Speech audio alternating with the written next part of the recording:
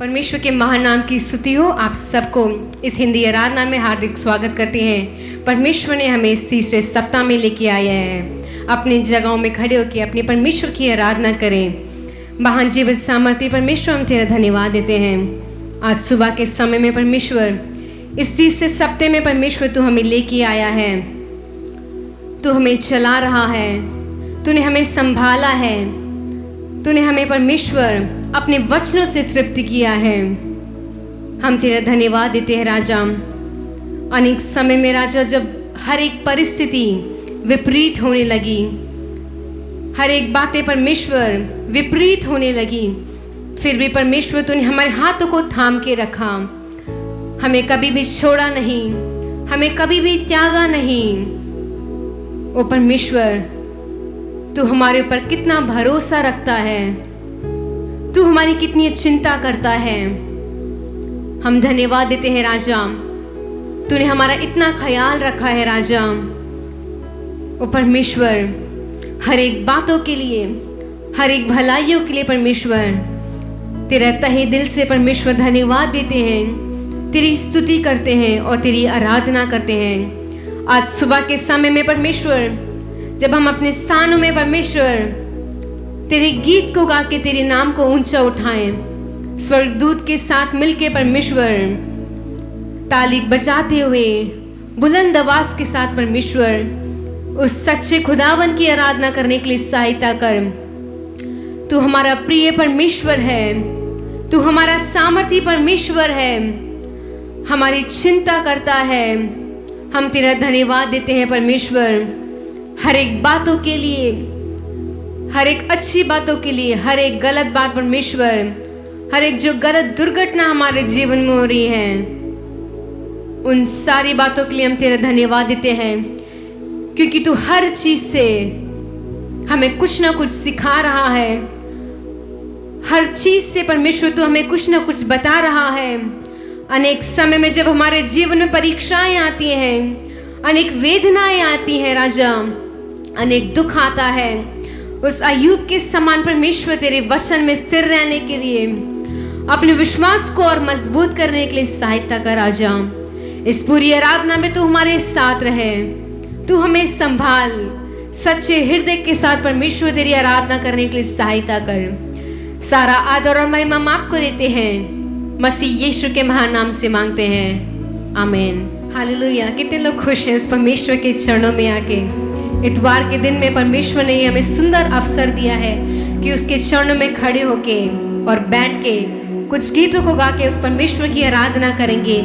पहला गीत गाएंगे, कितना भलाई मुझको किया, कैसे मैं धन्य कहूँ। उस परमेश्वर ने हमारे जीवन में अनगिनत उपकार किए हैं, अनगिनत आशीषें दी हैं। उन सारे उपकारों को सोचते हुए, उन सारी भलाइयों को सोचते हुए इस पहले गीत को गाएंगे, कितना भलाई मुझसे किया।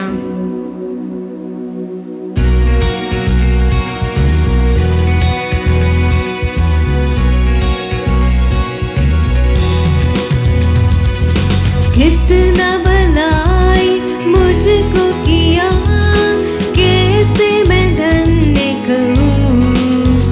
प्रभु कैसे मैं धन्य कहूँ।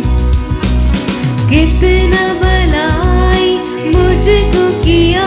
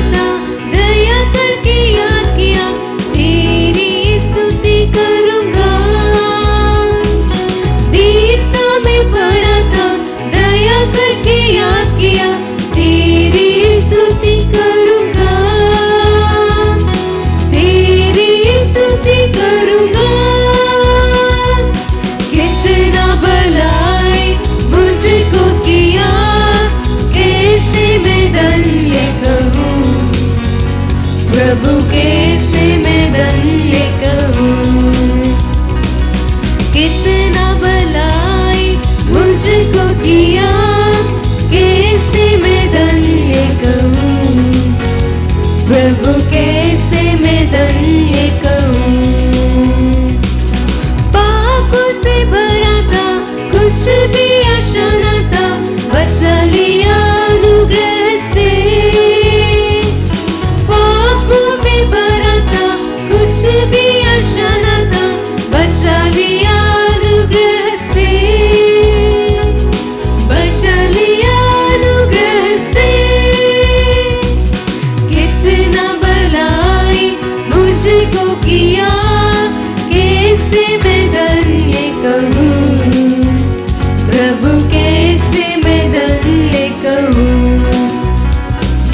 कितना भलाई मुझको किया, कैसे मैं धन्य कहूँ प्रभु, कैसे मैं धन्य कहूँ। धन्य राजा, धन्य राजा, धन्यवाद हो सदा तेरी। धन्य राजा, धन्य राजा, धन्यवाद हो सदा तेरी। धन्य राजा, धन्य राजा, धन्यवाद हो सदा तेरी। धन्य राजा, धन्य राजा, धन्यवाद हो सदा तेरी। हालेलुया। गीत में कुछ ऐसा लिखा है, दीनता में पड़ा था, दया करके याद किया, तेरी स्तुति करूंगा।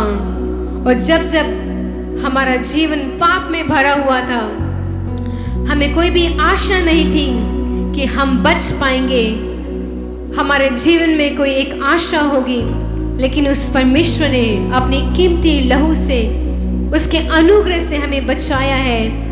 आइए मिलकर इस दूसरे गीत को गाएंगे, उस परमेश्वर के नाम को जय जयकार करते हुए, उस परमेश्वर के नाम को ऊंचा उठाते हुए, क्योंकि वो हमारा राजा है।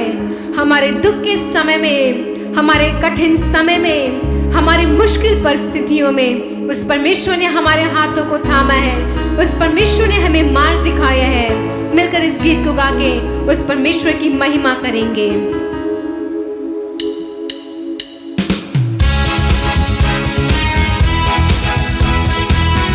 आइए तालियां बजाते इस परमेश्वर की आराधना करेंगे।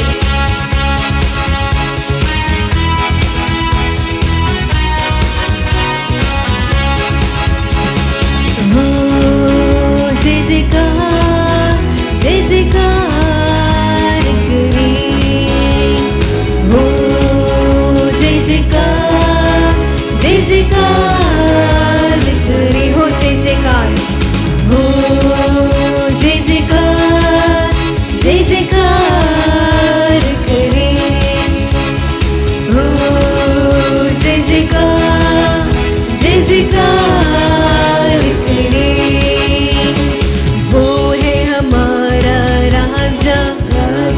दुख संकट से बचाता, बचाता, वो है हमारा राजा, राजा।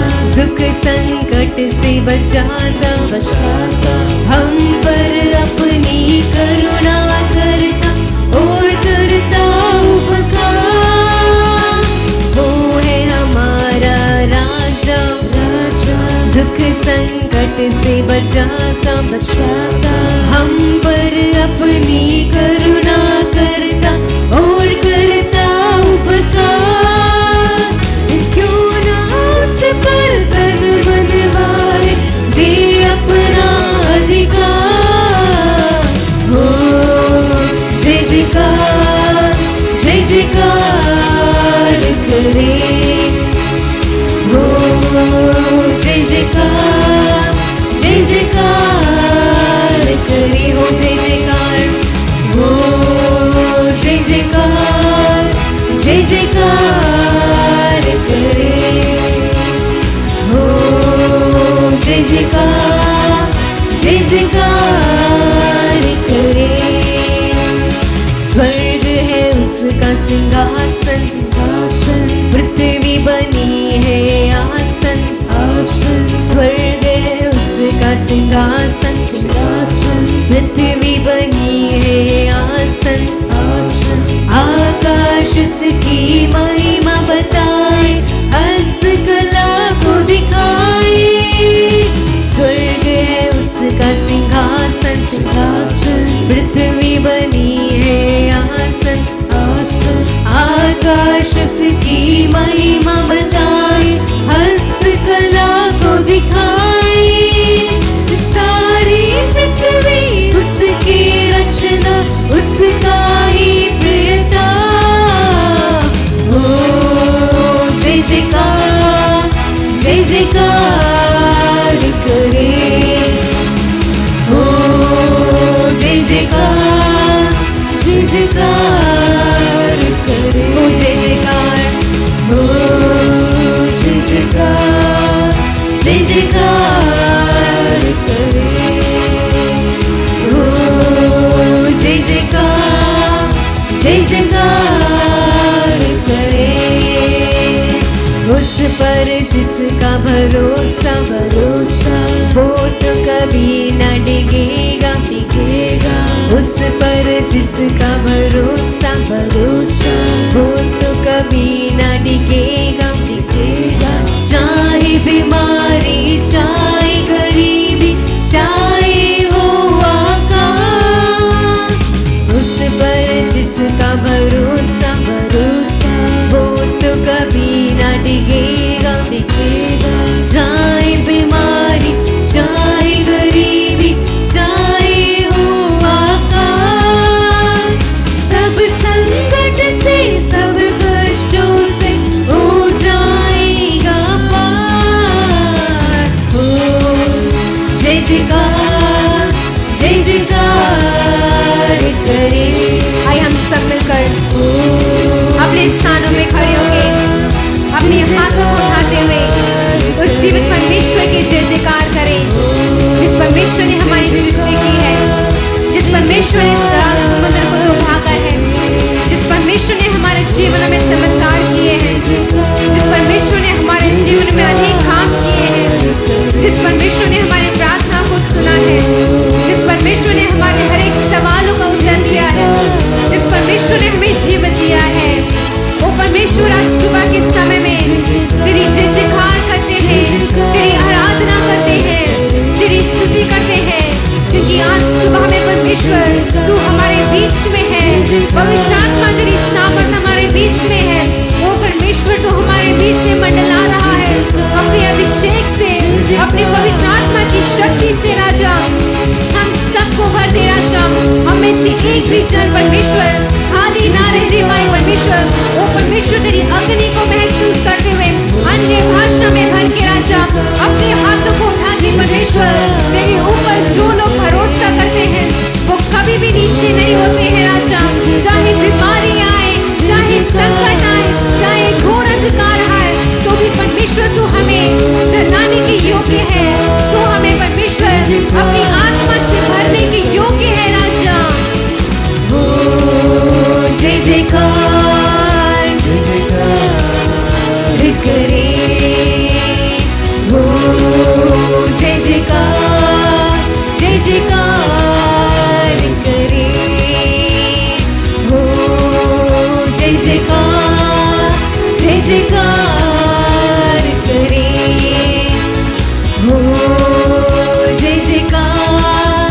जय जयकार करे हाँ परमेश्वर अनेक समय में राजा अनेक बीमारी हमारे ऊपर थी राजा अनेक परेशानियों से हम परमेश्वर झुलस रहे थे लेकिन परमेश्वर तूने हमारे जीवनों में ये सुंदर अवसर दिया है तूने हमारे जीवन में अनेक भलाइयां की हैं तूने अनेक परमेश्वर अनेक कामों को जो मुश्किल थे परमेश्वर उन सबको सरल बनाया है राजा आज सुबह के समय में परमेश्वर हम तेरी आराधना करने आए हैं तेरी स्तुति करने आए हैं राजा आइए प्रिय भाई और बहनों अपने स्थानों पे खड़े होके उस परमेश्वर को सारा आदर और सम्मान देते हुए उस परमेश्वर के नाम को ऊंचा करते हुए उसकी आराधना करें ओ परमेश्वर, हम अपने जीवन को और आत्मा को तेरे नाम से समर्पित करते हैं।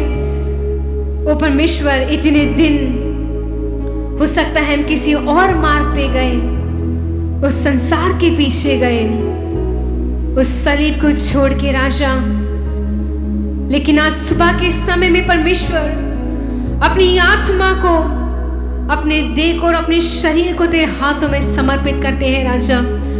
हर एक गलत बातों को राजा तू हमारे जीवन से बाहर निकाल दे, हर एक बुरी बातों को हमारे जीवन से बाहर निकाल दे राजा। जाने अनजाने में परमेश्वर हमने जितने भी पाप किए हैं, उन सारे पापों को परमेश्वर पछतावा करते हुए, हृदय की गहराई से माफी मांगते हुए तेरे चरणों में आते हैं राजा।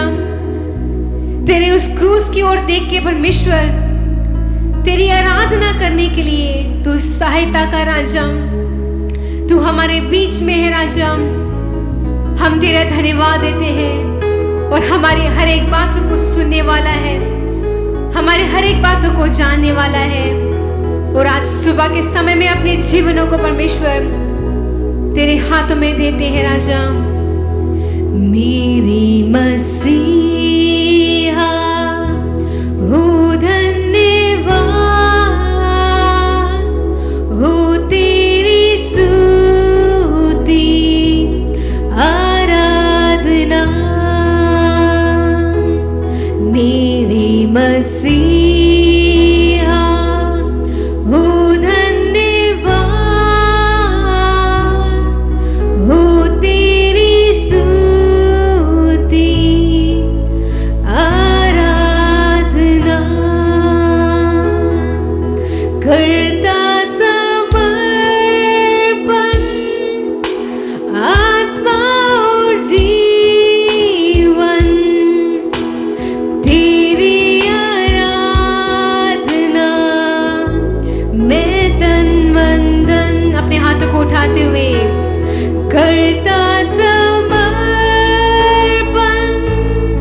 आत्मा और जीवन, तेरी आराधना मैं तन मन धन।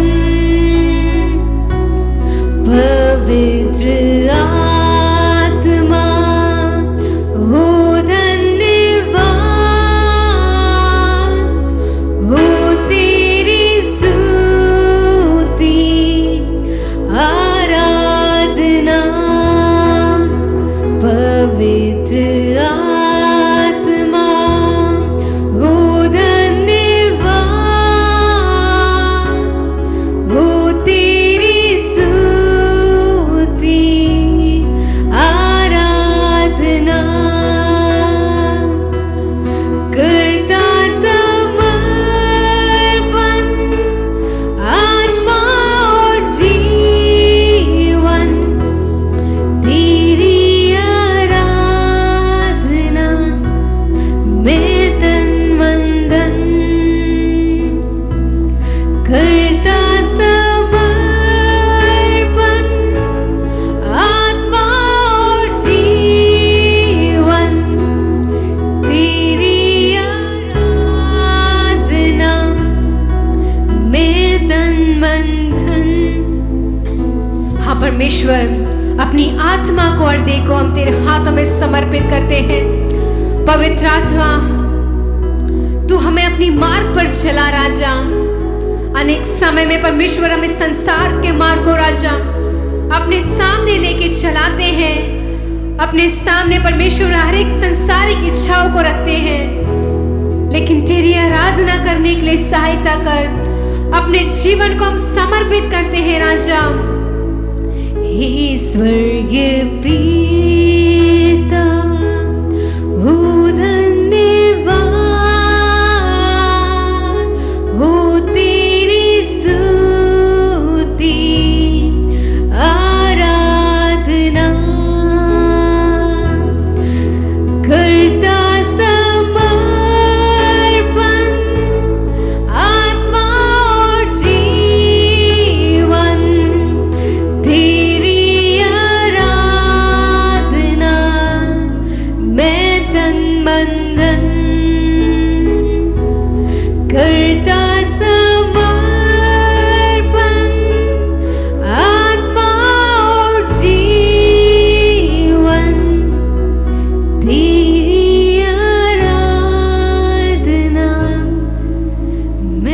तन मन धन तेरी आराधना, मैं तन मन धन। महान जीवित सामर्थ्य परमेश्वर, हम तेरा धन्यवाद देते हैं, अपने आप को समर्पित करते हैं, तेरी आराधना करते हैं। राजा, इस पूरे हफ्ते तू हमारे साथ रहे, हर एक बातों में परमेश्वर तुझे प्रथम स्थान देने के लिए सहायता कर। सारा आदर और महिमा हम आपको देते हैं, मसीह यीशु के महान नाम से मांगते हैं, आमीन। हालेलुया, जय मसीह की। सब लोग मिलकर कहेंगे, हमारा प्रभु भला है, हमारा प्रभु भला कार्य करता है, वह हमें आशीर्वाद देता है, वह हमें आशीर्वाद करना ही चाहता है। इज़राइल लोगों को आशीर्वाद करना ही उसका बहुत पसंद है। वह सब लोगों को रचा है, बनाया है ताकि सब लोग आशीर्वाद रहें।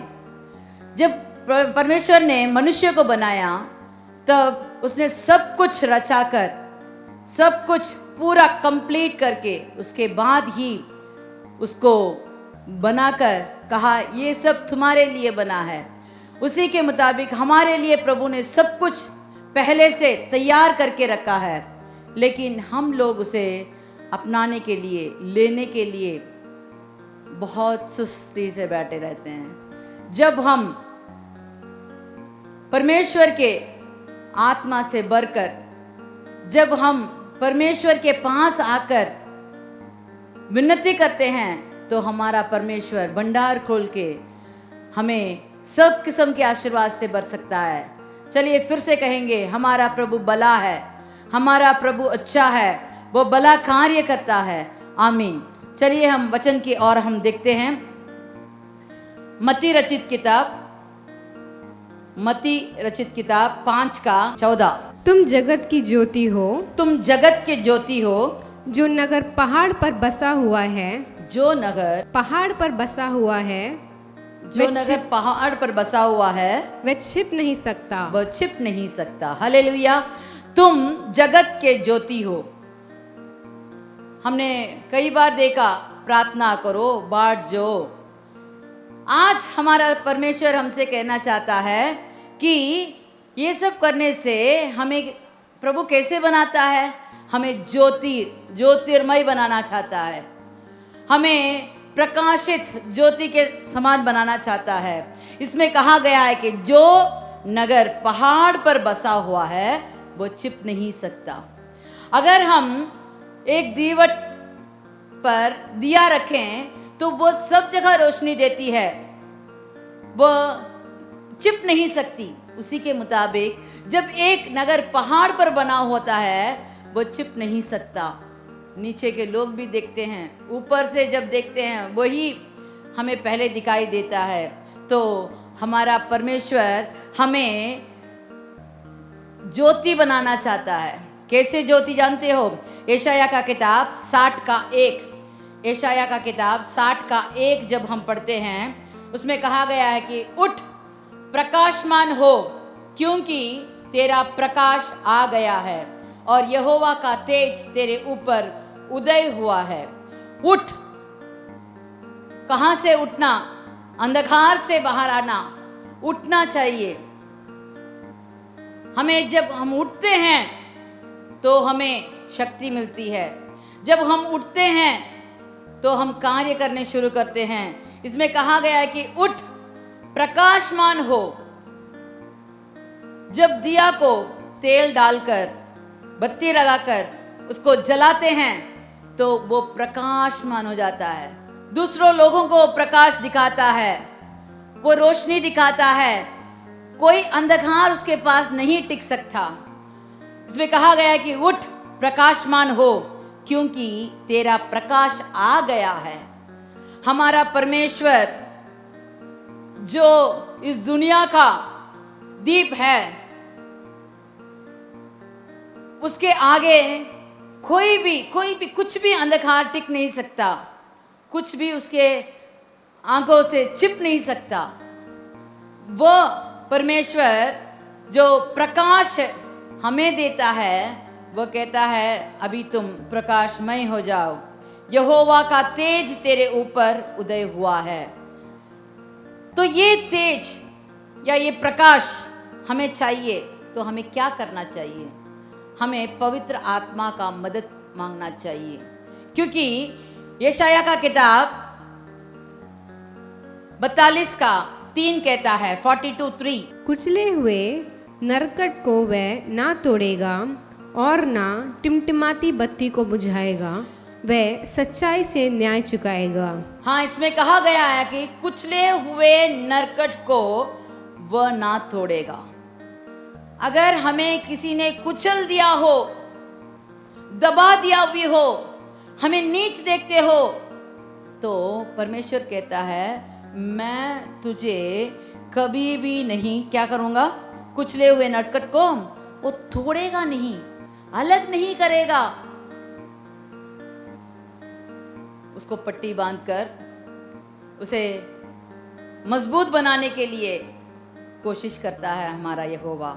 और इसमें कहा गया है और टिमटिमाती हुई बत्ती को वो बुझाएगा भी नहीं। बत्ती क्यों टिमटिमाती है? अगर उसमें तेल नहीं हो वो टिमटिमाएगी। अगर वो बत्ती में काले धब्बे लग जाएं तो वो टिमटिमाएगी।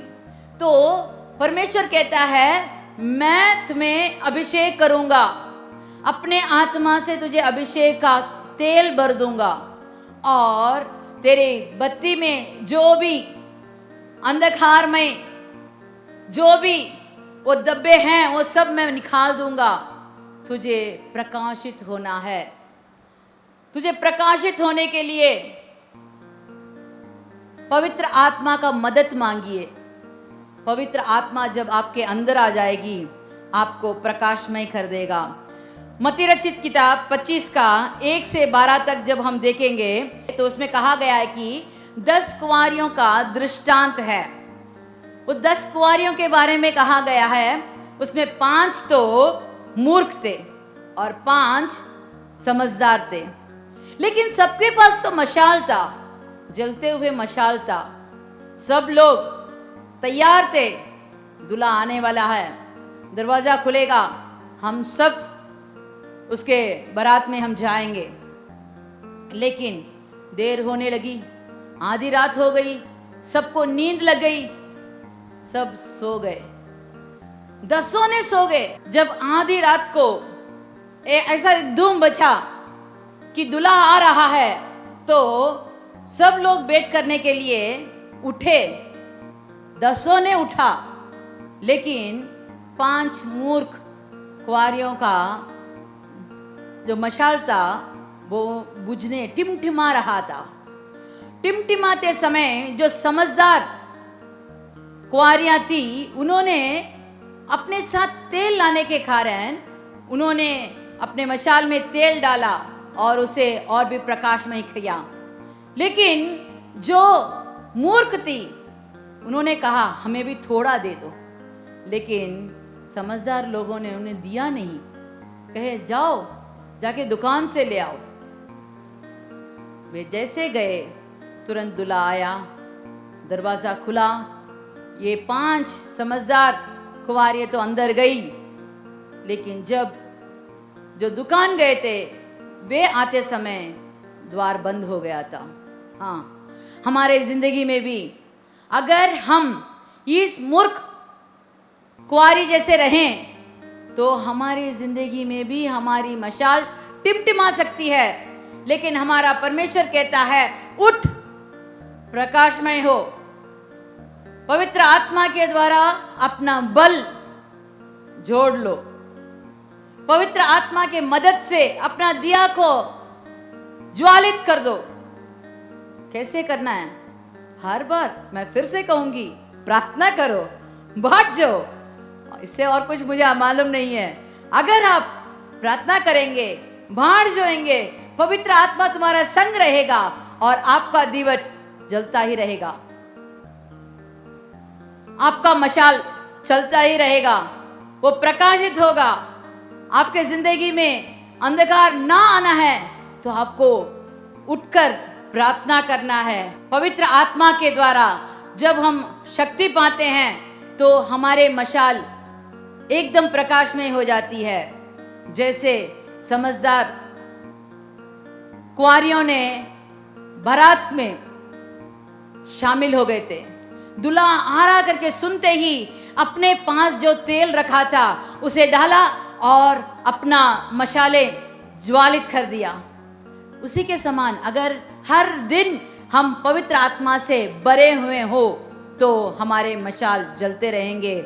हमारे परमेश्वर जो आने वाला है, राजा के समान आने वाला है, वो दुल्हा के समान हमें आकर अपने दुल्हन को ले जाने वाला है। वो आएगा, जल्द आएगा, लेकिन हमें नहीं मालूम कब आएगा। हमें एकदम तैयार रहना चाहिए, समझदार कुंवारी के जैसे तैयार रहना चाहिए। तभी हम कह सकते हैं कि हम इस दुनिया के लिए ज्योति बन के रहते हैं। दूसरों के लिए हम प्रकाश देना चाहिए। जो मसीह लोग रहते हैं, जहाँ भी रहते हैं, वो दूसरों के लिए प्रकाश देने वाले रहना चाहिए। जो अंधकार में लोग आते हैं, वे हमारे पास आकर जब बातें करते हैं, जब हमारे मुंह से वचन सुनते हैं, तो उनके अंदर ये प्रकाश उनके अंधकार को दूर कर देना चाहिए। अगर आपके अंदर ही टिमटिमाती हुई दीप रहेगा तो आप दूसरे बत्ती को कैसे जलाओगे?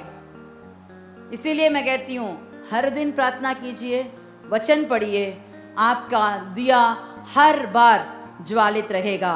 पहला सामुएल 16:23, पहला सामुएल 16:23 वाला वचन पढ़ेंगे।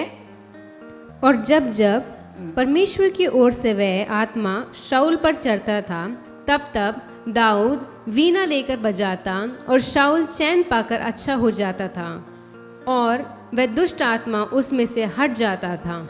यहाँ हम देखते हैं साउल के अंदर कुछ दुष्ट आत्मा आकर उसे घबरा रहा था।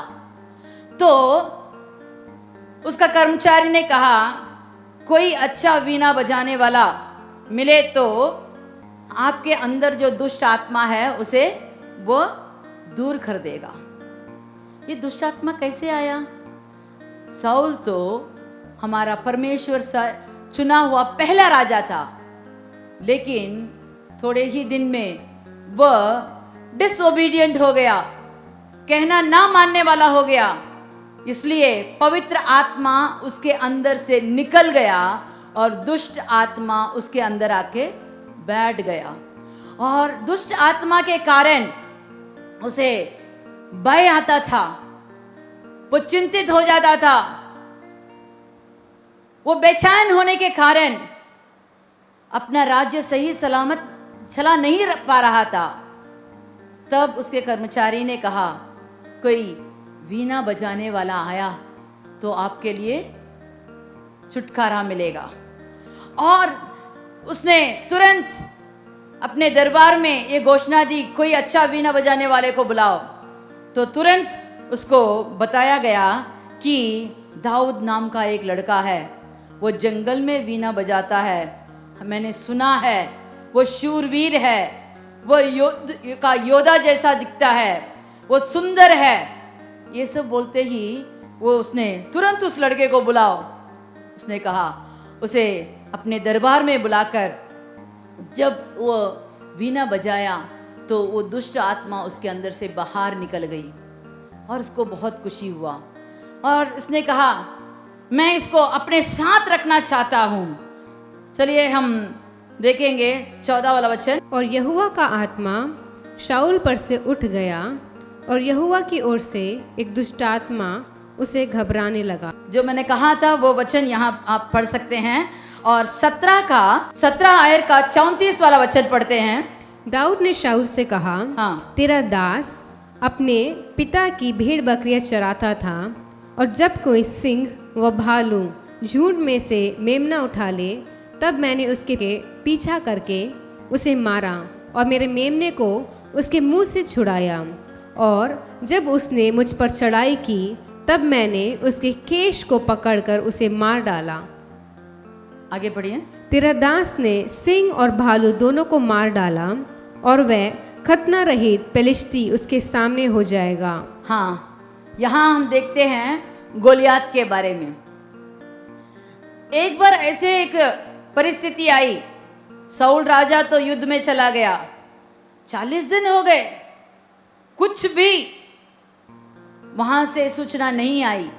तो बेचैन होकर हमारे दाऊद के पिता ने दाऊद को अपने भाई के बारे में पूछताछ करने के लिए भेजा। तो वहां उसने देखा कि गोलियात आता है, वो ललकारता है और साउल का सेना पूरा घबरा कर पीछे हटते हैं। इसे देखते ये पूछता है, आप लोग क्यों डरते हो? तो उसने कहा, देखना उसका ललकारा कैसे ललकार रहा है, आपने देखा?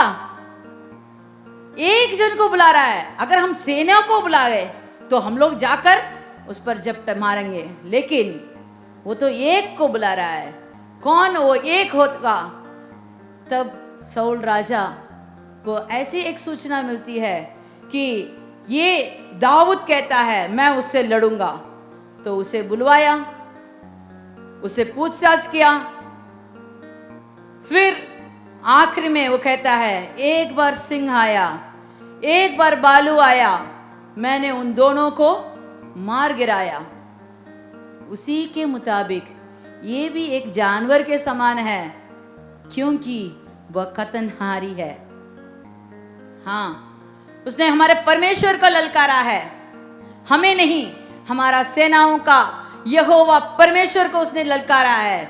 इसीलिए सेनाओं का यहोवा जो मेरे संग संग है, उसके साथ ही मैं जाऊंगा, मैं जीतूंगा। देखिए, जब परमेश्वर का आत्मा आपके अंदर है तो कितने भी अंधकार में लोग, जैसे साउल और उसके सेना डर के मारे पीछे हट रहे थे, वहां एक ज्योति वहां प्रकाशित हुआ, वो था दाऊद। कैसे वो बोल सका? क्योंकि पवित्र आत्मा उसके अंदर था। पवित्र आत्मा के द्वारा वो कहता है मैं जरूर जीतूंगा। आपके जिंदगी में भी अगर आपके चाहने वाले लोग जो आपके आसपास रहते हैं, आपके दोस्त हैं, आपके साथ काम करने वाले हैं, आपके घर के लोग हैं, परिवार के लोग हैं, जो भी हो, कोई डरता है तो आपको कहना है मेरे अंदर जो परमेश्वर है, मेरे संग जो परमेश्वर है, वो मुझे जीत दिलाएगा। कैसे कह सकते हैं?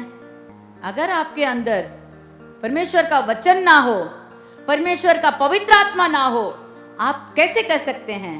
आपको ये शक्ति कहां से मिलेगी? ये सब आपको रखना है तो आपको प्रार्थना करना है, आपको वचन पढ़ना होगा। वचन के द्वारा ही हमें शक्ति मिलती है।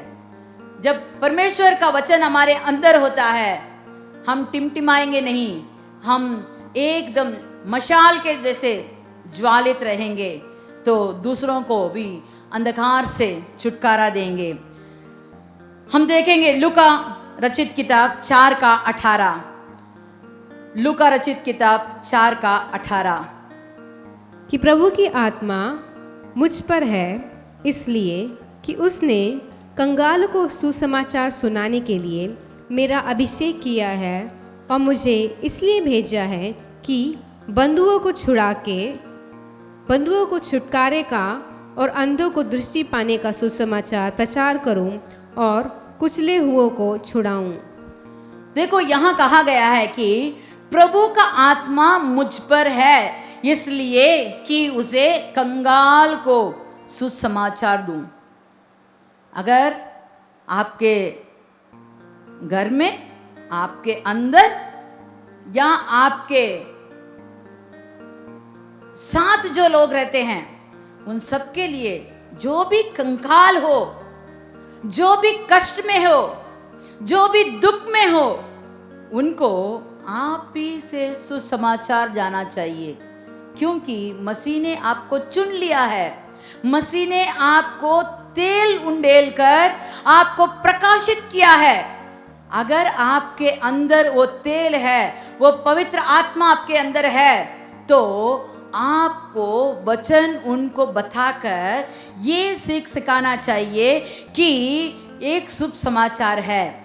अगर आप मसीह को अपनाएंगे, अगर आप मसीह को अपने साथ रखेंगे, तो आपका कंगाल निकल जाएगा। कैसे दूर होगा? जैसे सूरज निकलते ही ओस पिघल जाते हैं, वैसे ही आपके जिंदगी में जो भी कमी घटी हो, सब कुछ दूर होने के लिए मसीह को अपनाना चाहिए, विश्वास करना चाहिए। सुनाने के लिए नहीं, उनके लिए अभिषेक करने के लिए भी पवित्र आत्मा आपके संग रहेगा। और उसमें कहा गया कि बंदियों को छुटकारा देने के लिए, अंधों को दृष्टि देने के लिए आपको सुसमाचार बताना होगा। अंधे माने शारीरिक अंधे के बारे में नहीं, आत्मिक अंधे के बारे में मैं कह रही हूं। उनको नहीं मालूम है जो जीवित परमेश्वर है, जो हमारे लिए भला कार्य करता है, जो हमारे लिए मार्ग दिखाता है, जो हमारे लिए आशीर्वाद देता है, वो परमेश्वर अगर हमारे संग हो, हमारा दृष्टिहीन सब दूर होकर हमको दृष्टि मिलेगी। हम सुन सकेंगे, वचन सुन सकेंगे। आने वाला जो भी हमें दुश्मन है उनके बारे में जान सकेंगे, अगर परमेश्वर हमारे संग हो। प्रेरितों की किताब 1:8। परंतु हाँ। जब पवित्र आत्मा तुम पर आएगा, जब पवित्र आत्मा तुम पर आएगा, तब तुम सामर्थ पाओगे, सामर्थ पाओगे, और यरूशलेम और सारे यहूदी और समारिया में, हाँ, और पृथ्वी की छोर तक मेरी गवाह होगे। हाँ, देखो हमारा परमेश्वर ने हमें थोड़े जन के लिए नहीं, थोड़े जगह के लिए नहीं, पृथ्वी के अंत तक हमें गवाही बना रहा है। हमें गवाही देना होगा। जहां जहां प्रभु हमको ले जाता है, वहां वहां गवाही देना होगा कि मैं एक बार अंधकार में था, मैं एक बार डरपोक था, मैं जो कुछ कार्य करना चाहता हूं डर के माने सब मुझे गड़बड़ी हो जाती है। लेकिन जब मैंने परमेश्वर को अपनाया, जब मैं मसीह को विश्वास किया, मेरे जिंदगी में प्रकाश आया, मेरे जिंदगी में आशीर्वाद बना, मेरे जिंदगी में सब कंकाले दूर हो गई, मेरे जिंदगी में बहुत कुछ मुझे दिखाई देने लगा। जो आशीर्वाद मेरे सामने रखा था, उसे देखने के लिए प्रभु ने मुझे सामर्थ्य दिया। ये सब आपको गवाह देना होगा। वही प्रेरितों की किताब 9:1 पढ़ते हैं। प्रेरितों की किताब 9:1 पढ़ते हैं। और शाऊल, हाँ, जो अब तक प्रभु के चेले को धमकाने और घात करने की धुन में था, महायाजक के पास गया और उसने दमिश्क की आराधनालयों के नाम पर इस अभिप्राय की चिट्ठियां मांगी कि क्या पुरुष क्या स्त्री जिन्हें वे इस पद पर पाएं, उन्हें बांध कर यरूशलेम में ले आएं। परंतु चलते चलते जब वे दमिश्क के निकट पहुंचा, तो एकाएक आकाश से उसके चारों ओर ज्योति चमकी और वह भूमि पर गिर पड़ा और ये शब्द सुना कि हे शाऊल, तू मुझे क्यों सताता है? उसने कहा, हे प्रभु, तू कौन है? उसने कहा, मैं यीशु हूँ जिसे तू सताता है। परंतु अब उठकर नगर में जा और जो कुछ करना है वह तुझसे कह जाएगा। 14 वाला वचन पढ़िए। हनन्याह ने उत्तर दिया कि हे प्रभु, मैंने इस मनुष्य के विषय में बहुत सुना है कि इसने यरूशलेम में तेरे पवित्र लोगों के साथ बड़ी बड़ी बुराइयां की हैं, और यहाँ भी इसको महायाजकों की ओर से अधिकार मिला है कि जो लोग तेरा नाम लेते हैं उन सब को बांध ले। परंतु प्रभु ने उससे उत्तर दिया कि तू चला जा, क्योंकि यहाँ तो अन्य जातियों और राजाओं और इज़राइलियों के सामने मेरा नाम प्रकट करने के लिए मेरा चुना हुआ पात्र है, और मैं उससे बताऊंगा कि मेरे नाम के लिए उसे कैसे कैसे दुख उठाने पड़ेंगे। Hallelujah, hallelujah. यहाँ हम देखते हैं साउल, यहाँ भी एक साउल के बारे में पढ़ते हैं जो लोगों को इतना सताता था, जो मसीह के नाम से प्रार्थना करते थे, उनको सताता था। वह एक बार जब उस मसीह को देखा, कैसे देखा? रोशनी के समान देखा, और उसका आवाज सुना, तू क्यों मुझे सताता है? तो तुरंत उसने कहा, हे प्रभु तू कौन है? उसने ये नहीं पूछा तू कौन है, उसने कहा हे प्रभु तू कौन है? और जब उसको उत्तर मिला, उसके उन दिनों के बाद, जब आप साउल के बारे में जानना चाहो तो उसका साउल नाम नहीं है। यहाँ प्रभु कहता है कि मैंने उसे चुन लिया है, मेरा चुना हुआ पात्र है। किस कार्य के लिए? वो मेरे कारण उसे दुख उठाना होगा, दूसरों को गवाह देना होगा। और जब हम पौलुस के बारे में पढ़ते हैं तो पौलुस ऐसा कहता है, मैंने कितने बार बेटे खाए हैं, कितने मुश्किलें झेले हैं, मैं तो भूख में था, मैं प्यास में था, मैं बिना कपड़ा नंगा पड़ा था, मेरे जो अपने थे उन्होंने मुझे धोखा दिया, मैंने जहाज के यात्रा की, उसमें भी मुझे बहुत सारे संकट उठाना पड़ा, लेकिन जहाँ जहाँ मैं जाता हूँ वहाँ वहाँ परमेश्वर का नाम प्रचार करता हूँ। एक बार मुझे पथराव करके मर गया करके छोड़ के चले गए, लेकिन वहां से उठकर दूसरे गांव में जाकर मसीह के बारे में उसने कहा। ये सब संकट उठाया क्यों? हमारे लिए तेरा पत्र लिख कर रखा है। ये सब क्यों? क्योंकि मसीह को उसने जान लिया, मसीह का आत्मा उसके अंदर आ गया और वह ज्वालित मशाल बन गया। मशाल को कोई बुझा नहीं सका, क्योंकि परमेश्वर का आत्मा उसके संग था। आपके अंदर भी हो तो आप भी एक प्रकाशित ज्योति बन जाएंगे। चलिए आंख बंद करके हम प्रार्थना करेंगे। हे प्रभु, आपने हमें अच्छा वचन दिया है, आपके आत्मा के द्वारा हम शक्ति पाते हैं, आपके आत्मा के द्वारा हम प्रकाशित हो जाते हैं, आपके आत्मा के द्वारा हम गवाही बन जाते हैं, आपके आत्मा के द्वारा हम बड़े काम करते हैं। हे परमेश्वर, तू मेरे अंदर आके समा जा। हे परमेश्वर, तू मेरे अंदर आके मुझे चला। हे परमेश्वर, अपने तेल से, अपने पवित्र आत्मा के तेल से मुझे भर दे। हे परमेश्वर, मुझे दूसरों को दृष्टि देने के लिए, जो दृष्टिहीन हैं, आत्मिक तरफ से दृष्टिहीन हैं, उनको दृष्टि देने के लिए मुझे कृपा दीजिए। हे परमेश्वर, मेरे संग जो भी रहते हैं वे अंधकार में ना रहें। मैं टिमटिमाते हुए बत्ती जैसे नहीं, एक पहाड़ पर बसा हुआ एक नगर के समान, एक दीवट के ऊपर रखा हुआ दिया के समान मुझे आशीर्वाद दीजिए, ताकि आने वाले दिन में मैं और भी दूसरों के लिए मदद करूं, मैं दूसरों के लिए आशीर्वाद बनूं, अपने लिए ही नहीं दूसरों के लिए भी मैं आशीर्वाद बनूं। हे परमेश्वर, तू कुचले हुए नरकटों को तोड़ेगा नहीं, टिमटिमाते हुए बत्ती को बुझाएगा नहीं।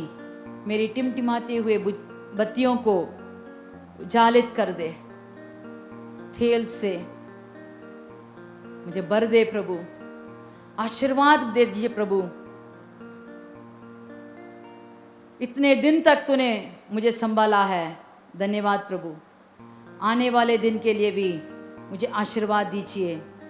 तेरे आगमन में मैं तुम्हारे संग रहने के लिए मुझे आशीर्वाद दीजिए। मुझे शुद्ध कीजिए, मुझे पवित्र बना दीजिए। हे परमेश्वर, इन दिनों तो चारों ओर पाप ही पाप से भरा हुआ है, इसके बीच में मुझे पवित्र बनाकर तेरे लिए चुना हुआ पात्र बनकर रहने के लिए मुझे सामर्थ्य दीजिए। मेरा प्रार्थना सुन, कबूल कर, मसीह के नाम से मांगते हैं, आमीन आमीन। चलिए हम सब मिलकर कहेंगे, हे मेरे मन यहोवा को धन्य कर, और जो कुछ मुझ में है वह उसके पवित्र नाम को धन्य कर। हे मेरे मन यहोवा को धन्य कर, उसके किसी भी उपकार को ना भूलना। आमीन आमीन।